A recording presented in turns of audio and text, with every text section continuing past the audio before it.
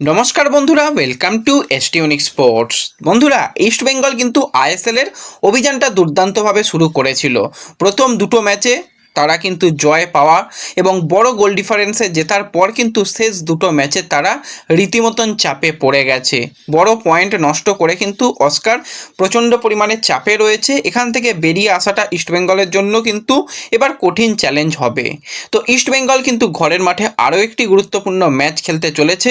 তো সেই ম্যাচে ইস্টবেঙ্গলের প্রতিপক্ষ কীরকম দল, দুই দলের শক্তি ও দুর্বলতা কোথায়, পরিকল্পনা অনুযায়ী কোন দল এগিয়ে, এই ম্যাচ কোন দল জিততে পারে, সমস্তটা নিয়েই আলোচনা রয়েছে এই ভিডিওতে।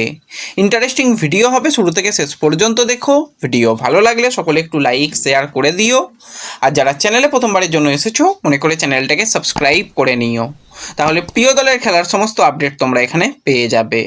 তো চলো আর দেরি না করে ভিডিও শুরু করা যাক। তো সবার প্রথম যদি আমরা এই ম্যাচটাকে নিয়ে কথা বলি, তো ইস্ট বেঙ্গল কিন্তু আইএসএলের পঞ্চম ম্যাচটাও কিন্তু হোম ম্যাচ হিসাবে খেলবে, যেখানে 14ই মার্চ কিন্তু ইস্টবেঙ্গল ঘরের মাঠে বিকেল 5টা থেকে মুখোমুখি হতে চলেছে কেরালা ব্লাস্টার্সের সঙ্গে। তো পয়েন্ট টেবিলের দিকে যদি আমরা তাকাই, বর্তমানে কিন্তু ইস্টবেঙ্গল 4 ম্যাচে 7 পয়েন্ট নিয়ে পয়েন্ট টেবিলের পঞ্চম স্থানে রয়েছে এবং কেরালা ব্লাস্টার্স কিন্তু বর্তমানে 0 পয়েন্ট নিয়ে 4 ম্যাচ খেলার পরও তারা রয়েছে 13 নম্বর পজিশানে। তো এখান থেকেই বোঝা যাচ্ছে দুটো দলের খেলার ধরন কতটা কি রয়েছে।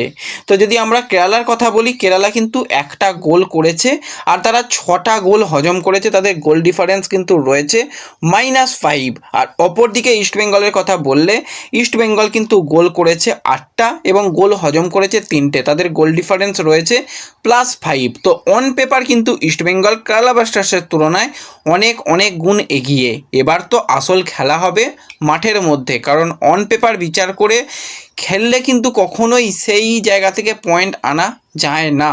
এবং অস্কার ব্রুজন কিন্তু কিছু ম্যাচে এটা ওটা করতে গিয়ে কিন্তু পয়েন্ট খুইয়েছে। তো সেক্ষেত্রে অস্কার ব্রুজনও চাইবে না যে কোনোভাবে আর পয়েন্ট নষ্ট করতে। তো বর্তমানে কিন্তু ইস্টবেঙ্গল 5 নম্বর পজিশানে রয়েছে এবং 1 নম্বর পজিশানের দল হিসাবে মোহনবাগান তারা 12 পয়েন্টে রয়েছে। তো পয়েন্টের তফাৎ কিন্তু অনেকটাই বেড়ে গেছে, এখানে কিন্তু 5টা পয়েন্টের তফাৎ। তো সেক্ষেত্রে কিন্তু পরবর্তী ম্যাচে যত বেশি পয়েন্ট আনা যাবে, গোল ডিফারেন্স ভালো রাখা যাবে, পরবর্তী সময় কিন্তু এটা একটা সুবিধা হতে পারে যে হ্যাঁ, লিগের লড়াই তো আরও জমে যাবে। তো সেই সময় কিন্তু ইস্টবেঙ্গল কিছুটা কাছাকাছি যেতে পারবে এবং যদি মোহনবাগান পয়েন্ট নষ্ট করে তো সেক্ষেত্রে আবারও কিন্তু ফাইট জমে যাবে। তো 5 পয়েন্ট মানে সেটা বিরাট বড় কিন্তু একটা পার্থক্য হয়ে গেছে দুটো দলের মধ্যে। এবং যদি আমরা এই কেরালা ব্লাস্টার্স এবং ইস্টবেঙ্গলের হেড টু হেডের রেকর্ড নিয়ে কথা বলি, সেখানে কিন্তু পরিসংখ্যানগত দিক থেকে কেরালা এগিয়ে রয়েছে। 5টা ম্যাচ কেরালা জিতেছে, ইস্টবেঙ্গল 3টে ম্যাচ জিতেছে এবং 3টে ম্যাচ ড্র হয়েছে। তো ইস্টবেঙ্গল চাইবে এই হেড টু হেডের রেকর্ডটাও কিন্তু কিছুটা ভালো করতে। তো সেক্ষেত্রে তারা এই ম্যাচটা জেতার জন্য চেষ্টা করবে এবং ঘরের মাঠে ইস্টবেঙ্গলের ম্যাচ রয়েছে। অনলাইন অফলাইন টিকিট যেভাবে তোমরা কেটে এসেছো বিগত ম্যাচগুলোতে, সেইভাবেই তোমরা টিকিট কালেক্ট করো, গিয়ে টিমকে সাপোর্ট করো। হ্যাঁ, দুটো ম্যাচে খারাপ গেছে, কি করা যাবে, এরপরেও তো ইস্টবেঙ্গল ঘুরে দাঁড়াতে পারে, কারণ ইস্টবেঙ্গল মানেই সবসময় দাঁড়িয়ে দেখেছি যে একদম এই রকম জায়গা থেকেও ইস্টবেঙ্গল ঘুরে দাঁড়িয়েছে এবং সেখান থেকে ভালো ফলাফল করেছে। তো ভালো ফলাফল করার জন্য প্লেয়ারদের তো অবশ্যই মাঠে ভালো খেলতে হবে এবং সেখানে যদি সমর্থকরা এসে টিমকে সাপোর্ট করে, প্লেয়াররা মোটিভেশনও কিন্তু অনেকটাই আরও বেশি পাবে। তো সেক্ষেত্রে তাদের কিন্তু এই ম্যাচটা জেতার জন্য সেটা সাহায্য করবে। তো পারলে সবাই একটু মাঠে যাও, গিয়ে টিমকে সাপোর্ট করো। তো কেরালা ব্লাস্টার্স দল নিয়ে কথা বললে, কেরালার কাছে কিন্তু একটা বাড়তি অ্যাডভান্টেজ রয়েছে। কেরালা তাদের 6 জন বিদেশি প্লেয়ারকেই কিন্তু এই ম্যাচের জন্য পাচ্ছে, যেখানে ইস্টবেঙ্গলের কাছেও 6 বিদেশি প্লেয়ার রয়েছে, কিন্তু ইস্টবেঙ্গল 5 জন বিদেশি প্লেয়ারের সার্ভিস পাবে। সেখানে গুরুত্বপূর্ণ সবথেকে মোস্ট ইম্পর্টেন্ট প্লেয়ার কেভিন সিবিলেকে কিন্তু এই ম্যাচের জন্য পাওয়া যাচ্ছে না। তো এই জায়গায় কেরালা ব্লাস্টার্স কিন্তু কিছুটা অ্যাডভান্টেজ পজিশানে থাকবে একজন বিদেশি প্লেয়ারকে নিয়ে। তো যদি আমরা কেরালার বিদেশি নিয়ে কথা বলি, তারা ডিফেন্ডার হিসাবে তাদের একজন 24 বছর বয়সী সেনেগালের ফুটবলার রয়েছে, ফাউলো নান্দি, যে কিন্তু একজন নতুন সাইনিং এবং যার উচ্চতা খুবই ভালো রয়েছে। এছাড়া ডিফেন্সিভ মিডফিল্ডার হিসাবে স্প্যানিশ প্লেয়ার মার্টিনেজ হার্নান্ডেজ রয়েছে। অ্যাটাকিং মিডফিল্ডার হিসাবে কিন্তু সেখানে মারিও রুস রয়েছে, যিনি একজন জার্মানি প্লেয়ার। এবং উইঙ্গার পজিশানে কিন্তু একজন রয়েছে কেভিন উইয়ক, যে কিন্তু উইঙ্গার কাম অ্যাটাকার কাম স্ট্রাইকার পজিশানে খেলতে পারে। এবং স্ট্রাইকার পজিশানে কিন্তু পর্তুগালের রয়েছে জায় এবং স্প্যানিশ একজন প্লেয়ার রয়েছে ভিক্টর। তো এই বিদেশি প্লেয়ারদের নিয়ে কিন্তু কেরালা ব্লাস্টার্স তাদের দলকে খেলাবে। তো কেরালা ব্লাস্টার্স কিন্তু শুরুটা ভালো করে প্রত্যেকটা ম্যাচেই, কিন্তু যত ম্যাচ যায় তত কিন্তু তারা খেলাটা ছেড়ে দিচ্ছে, সেটাই কিন্তু আমরা লাস্ট ম্যাচগুলোতে দেখতে পেয়েছি। এবং কেরালা ব্লাস্টার্সের ডিফেন্সের অবস্থা সত্যি খুবই খারাপ, কারণ লিগে তারা এতগুলো 6টা গোল তাদের হজম করতে হয়েছে, মানে মুখের কথা নয়। যেখানে মোহামেডান তারা 10টা গোল হজম করেছে, সেখানে কেরালা বিদেশি প্লেয়ারদের নিয়ে খেলেও তাদের 6টা গোল হজম করতে হয়েছে। তো তাদের দুর্বলতম জায়গা কিন্তু অবশ্যই তাদের কিন্তু এই ডিফেন্স হতে চলেছে। তো ডিফেন্সে কিন্তু একটু হলেও সলিডিটি আনার চেষ্টা করবে, সেখানে কিন্তু বিদেশি প্লেয়ারকে নিয়ে আসার চেষ্টা করবে। এবং যেই দলের প্লেয়াররা মাত্র 1টা গোল করে 4টে ম্যাচে, তো সেখানে তাদের যে গোল করার লোকের অভাব এবং সেখানে যে পজিটিভ স্ট্রাইকারের অভাব, সেটা পরিষ্কার বোঝা যাচ্ছে। কারণ মুহামেডানও ভাই 2টো গোল করে ফেলেছে, তারা একদম শেষ পজিশানে রয়েছে। স্পোর্টিং ক্লাব দিল্লি বা ওড়িশা তারাও কিন্তু 2-3টে করে অন্তত গোল করেছে। সব থেকে কম গোল করেছে কিন্তু কেরালা কিন্তু এই জায়গাটাও দুর্বলের জায়গা রয়েছে।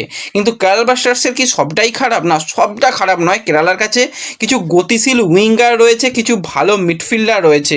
উইঙ্গারদের মধ্যে কথা বললে জায়ের কথা অবশ্যই বলতে হবে, সে কিন্তু একজন ফিজিক্যাল স্ট্রং একজন প্লেয়ার এবং উইঙ্গার প্লেয়ার। এবং যদি আমরা উইঙ্গার নিয়ে কথা বলি, নেহাল সুদেশের গতি আমরা জানি।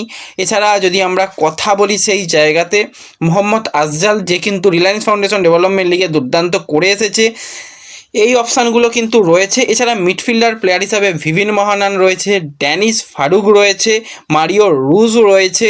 এছাড়া কিন্তু তাদের ফ্রেডি রয়েছে, রাউলিন বর্জেসের মতন একজন এক্সপিরিয়েন্স মিডফিল্ডার রয়েছে। তো তাদের এই জায়গাটায় এক্সপিরিয়েন্স ভালো রয়েছে এবং এই জায়গাটা তাদের দলের হিসাবে শক্তিশালী দিক। তাদের গোলকিপার বিভাগটাও কিন্তু যথেষ্ট দুর্বল রয়েছে।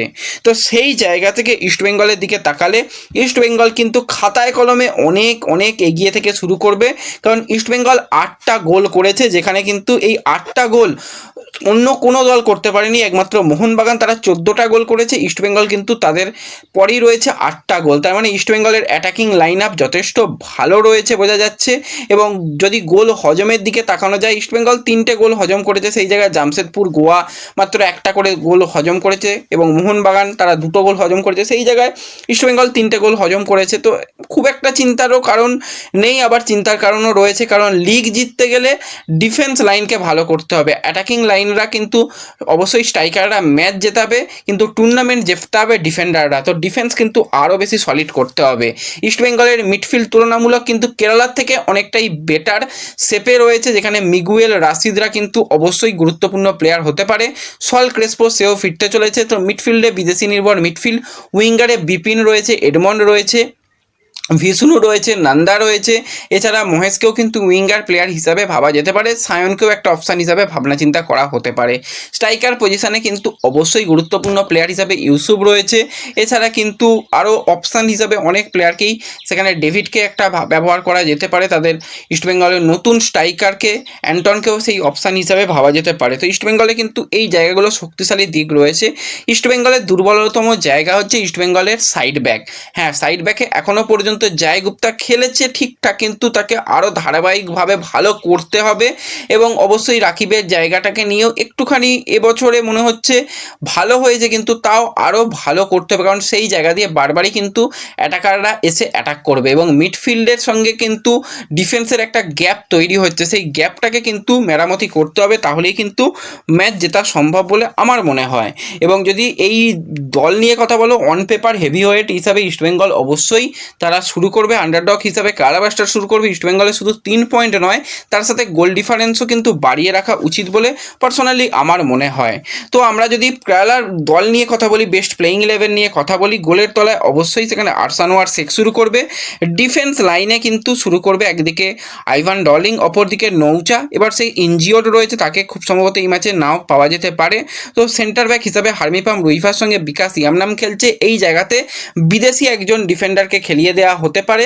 তাদের যে বিদেশি ডিফেন্ডার ফাউলও রয়েছে তাকেই কিন্তু রাখা হবে এবং সেক্ষেত্রে কিন্তু হার্মি পামকে কিছুটা সাইড ব্যাকে বা বিকাশ ইয়ামনামও সাইড ব্যাকে খেলতে পারে, তাদের খেলতে হবে।